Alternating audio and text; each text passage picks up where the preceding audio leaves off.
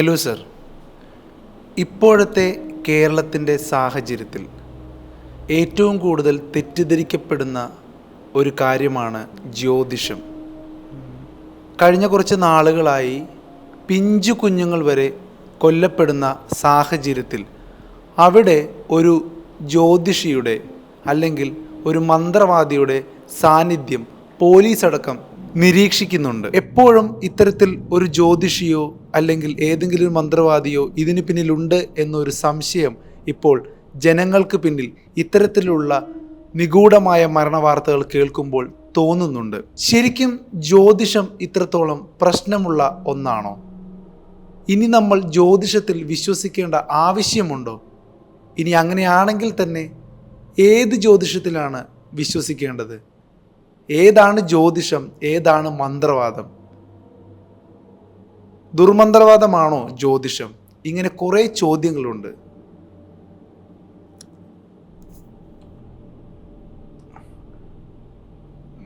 Okay, ഒരു 99% ജനങ്ങളും ലോജിക്കിൻ്റെ പുറകെയല്ല, എല്ലാവരും മാജിക്കിൻ്റെ പുറകെയാണ്. അതുകൊണ്ടാണ് ഇവിടെ ശാസ്ത്രത്തെക്കാട്ടിലും സന്യാസിമാർ ഫേമസ് ആവണത്. അവർ പറയണ വാക്കിന് വിലയുണ്ടാവുന്നത്. ആസ്ട്രോളജി ഒരു സയൻസാണ്, പക്ഷേ മിക്ക ആസ്ട്രോളജിസ്റ്റും മനുഷ്യന്മാരുടെ ഫിയർ അതിനെ ചൂഷണം ചെയ്യണം കൊണ്ടാണ് ഈ പ്രശ്നങ്ങളെല്ലാം ഉണ്ടാവുന്നത്. ഒരു നല്ലൊരു ആസ്ട്രോളജിസ്റ്റ് ആണെങ്കിൽ അയാൾ ഒരിക്കലും നിങ്ങൾക്ക് ഈ ഗതി വരാൻ ഇയാളാണ് കാരണക്കാരെന്നുള്ളത് ഒരിക്കലും പറയില്ല. അയാൾ ഒരിക്കലും പ്രതികാരം ചെയ്യാൻ പ്രോത്സാഹിപ്പിക്കുകയുമില്ല. ഒരു പരിഹാരത്തിന് നല്ലൊരു തുകയോ അല്ലെങ്കിൽ നല്ല വലിയ വിലയുള്ള ആഭിചാരമോ രത്നങ്ങളോ അങ്ങനെയുള്ള കാര്യങ്ങളൊന്നും ആവശ്യപ്പെടില്ല. നല്ലൊരു ജ്യോത്സ്യൻ കറക്റ്റായിട്ടുള്ള ഒരു പരിഹാരം എന്തായാലും പറയില്ല. 100% ഗ്യാരണ്ടിയോടെ ഒരു ജ്യോത്സ്യനും ഒരു ഫ്യൂച്ചറും പ്രഡിക്റ്റ് ചെയ്യാൻ പറ്റില്ല. ഇതൊരു മാത്തമാറ്റിക്സ് ആണ്. അപ്പോൾ നിങ്ങൾ കൊടുക്കുന്ന അറിവ് വെച്ചിട്ട് എല്ലാവരും കാൽക്കുലേഷനിലൂടെ മാത്രമേ അവർക്കത് പറഞ്ഞു തരാൻ കഴിയുള്ളൂ. ഒരിക്കലും നല്ലൊരു ജ്യോത്സ്യൻ നിങ്ങളെ ഓരോ കാര്യങ്ങൾ പറഞ്ഞിട്ട് പേടിപ്പിക്കില്ല. അയാൾ പ്രാക്ടിക്കൽ ആയിട്ടുള്ള ഒരു ഉപദേശമായിരിക്കും തരുന്നുണ്ടാവുക. ഈ ആസ്ട്രോളജിയിൽ നിങ്ങൾക്ക് ഒരാള് ഇങ്ങനെ പ്രശ്നം മുൻകൂട്ടി പറഞ്ഞു തരികയാണെങ്കിൽ അതിനൊരു പരിഹാരം ഉണ്ട് എന്നുള്ളത് നിങ്ങൾ ആദ്യം തന്നെ മനസ്സിലാക്കുക. അങ്ങനെ പരിഹാരമില്ലാത്ത കാര്യം നിങ്ങൾക്ക് മുൻകൂട്ടി അറിയാൻ കഴിയില്ല. പരിഹാരം ഉള്ളത് കൊണ്ടാണ് നിങ്ങൾക്ക് ആ കാര്യം മുൻകൂട്ടി അറിയുന്നത്. അപ്പോൾ കറക്റ്റായിട്ടുള്ള ഒരു ആസ്ട്രോളജിസ്റ്റ് ഒരിക്കലും നിങ്ങളെ സ്യൂഡോ സയൻസിലേക്ക് വഴി തെളിയിക്കില്ല. നേരത്തെ പറഞ്ഞ പോലെ തന്നെ പ്രാക്ടിക്കലായിട്ടുള്ള ഒരു നോളേജാണ് അവർ നിങ്ങൾക്ക് എപ്പോഴും തരിക. ഇപ്പോൾ ഒരു ആസ്ട്രോളജിസ്റ്റ് ഒരു കാര്യം പ്രവചിക്കുകയാണെങ്കിൽ എല്ലാം അന്ധമായിട്ട് വിശ്വസിക്കരുത്. കാരണം ഇപ്പോഴത്തെ നിങ്ങളുടെ സിറ്റുവേഷനായിട്ട് അതൊന്ന് താരതമ്യം ചെയ്ത് നോക്കുന്നത് നന്നായിരിക്കും. എന്നാൽ മാത്രമേ അത് ഫേക്ക് ആണോ ഒറിജിനലാണോ നിങ്ങൾക്ക് മനസ്സിലാവുള്ളൂ. നിങ്ങളുടെ ബിസിനസ് ഇപ്പോൾ ഫ്ലോപ്പാണ്. അപ്പോൾ നിങ്ങൾ അതിന് വേണ്ടിയിട്ട് ഈ രീതിയിലൊക്കെ മാർക്കറ്റിംഗ് ചെയ്താൽ, ഈ രീതിയിലൊക്കെ കഠിനാധ്വാനം ചെയ്താൽ ആ ബിസിനസ് രക്ഷപ്പെടും എന്നുള്ളത് ഒരു ആസ്ട്രോളജിസ്റ്റ് പറയുകയാണെങ്കിൽ അതൊരു ലോജിക്കൽ ആയിട്ടുള്ള ഒരു ചിന്തയാണ്, അതിലെ വിശ്വസിക്കുക. അല്ലാണ്ട് ഒരു ജ്യോത്സ്യൻ നിങ്ങൾ ശപിക്കപ്പെട്ടവനാണ്, നിങ്ങളുടെ ബിസിനസ് തകരും, ഈ ഒരു നേർച്ച നിങ്ങൾ ചെയ്താൽ മാത്രമേ നിങ്ങളുടെ ബിസിനസ് വളരുള്ളൂ എന്ന് ഒരു ജ്യോത്സ്യം പറയുകയാണെങ്കിൽ അയാൾ നിങ്ങളെ മാനിപ്പുലേറ്റ് ചെയ്യുകയാണ്. അയാളുടെ ബിസിനസ് മാത്രമാണ് നോക്കുന്നത് എന്ന് നിങ്ങൾക്ക് അവിടെ ഉറപ്പിക്കാം. ഒരു ആസ്ട്രോളജിസ്റ്റ് ഒരു കാര്യം പ്രവചിക്കുമ്പോൾ അത് നിങ്ങളുടെ ഭയത്തിനെ അടിസ്ഥാനമാക്കിയിട്ട് പറയുന്നതെങ്കിൽ അതിൽ ലോജിക്കോടെയുള്ള കാര്യങ്ങൾ മാത്രം എടുക്കുക. ഇല്ലെങ്കിൽ അതെന്തായാലും ജീവിതം നശിക്കും.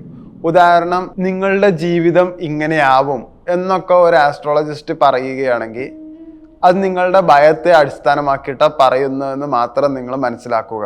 അതിനൊരു പ്രാക്ടിക്കലായിട്ടുള്ള ഭയം മാറ്റാൻ എന്തെങ്കിലും അവർ പറയുന്നുണ്ടെങ്കിൽ ഓക്കെ, അത് നിങ്ങൾക്ക് വിശ്വസിക്കാം. ആസ്ട്രോളജി എപ്പോഴും ഒരു ആത്മപരിശോധനയ്ക്ക് മാത്രമേ നിങ്ങൾ നോക്കിക്കാണാൻ പാടുള്ളൂ. അത് ഒരിക്കലും നിങ്ങളുടെ എഫേർട്ടിനോ അല്ലെങ്കിൽ പരിശ്രമത്തിനോ പകരം ആസ്ട്രോളജിയിലൂടെ നേടാൻ കഴിയുമോ എന്ന് നോക്കരുത്. മിക്ക ജ്യോത്സ്യരും ന്യൂമറോളജി ചിലപ്പോൾ നോക്കിയിട്ടുണ്ടാവില്ല, കാരണം അത് വേറൊരു ഡിപ്പാർട്ട്മെന്റ് ആണ് എന്ന് പറഞ്ഞിട്ട്. പക്ഷെ നല്ലൊരു അറിയുന്ന ഒരാൾ എന്തായാലും ന്യൂമറോളജി ഒപ്പം നോക്കിയിട്ട് നിങ്ങളുടെ അടുത്ത് പറയുള്ളൂ. നല്ലൊരു ജ്യോത്സ്യൻ ഒരു ആചാരത്തിന് വേണ്ടിയിട്ട് ഒരിക്കലും പണം ചോദിക്കില്ല. ഏതെങ്കിലും ഒരു അമ്പലത്തിൽ പോയിട്ട് വഴിപാട് നടത്തിയാൽ മതി എന്ന് മാത്രം പറയുന്ന ഒരു ജ്യോത്സ്യനെ മാത്രം വിശ്വസിക്കുക. കാരണം അതിലൂടെ അയാൾക്ക് പേഴ്സണലി ഒന്നും കിട്ടാൻ പോണില്ല.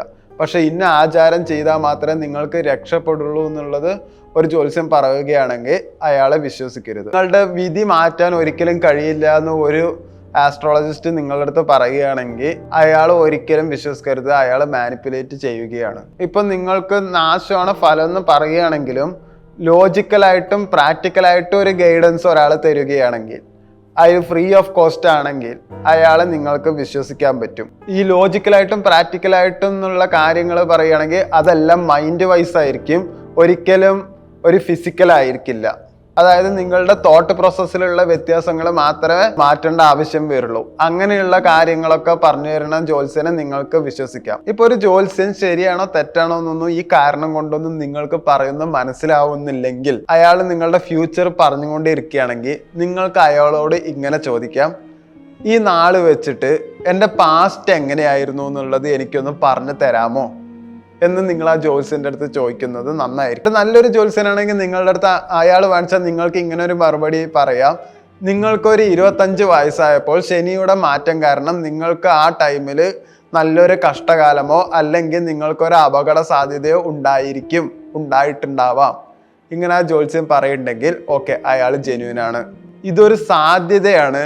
അത് നിങ്ങളുടെ പ്രവൃത്തിയിലൂടെയോ നിങ്ങൾ ആ സമയത്ത് എടുക്കുന്ന തീരുമാനത്തിലൂടെയോ, അതായത് ഞാൻ നേരത്തെ പറഞ്ഞ പോലെ ക്യാരക്ടറിലൂടെയോ ആ സിറ്റുവേഷൻസ് പല രീതിയിലും മാറിപ്പോയിട്ടുണ്ടാവാം എന്നും കൂടി പറയും.